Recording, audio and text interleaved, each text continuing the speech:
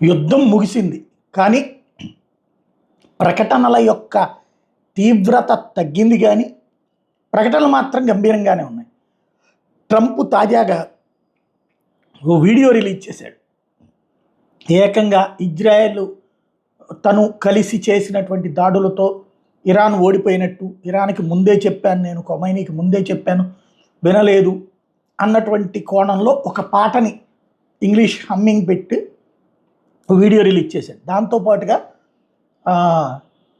America చేసిన దెబ్బకి ఇరాన్ది అణ్వస్త్ర స్థావరం ధ్వంసమైంది, అది నిజం, నేను చెప్తున్నాను అంగే నమ్మండి, ఐఏఏ కాదంటోంది, అలాగే అమెరికా మీడియా కూడా కాదంటుంది కదా, నేను చెప్తున్నాను నమ్మాల్సిందే అని చెప్తున్నాడు. అలాగే భవిష్యత్తులో అణ్వస్త్రాలు తయారు చేయాలని నిర్ణయించినా సరే ఇరాన్ సంగతి తేలుస్తాం అన్నటువంటిది తాజా హెచ్చరిక.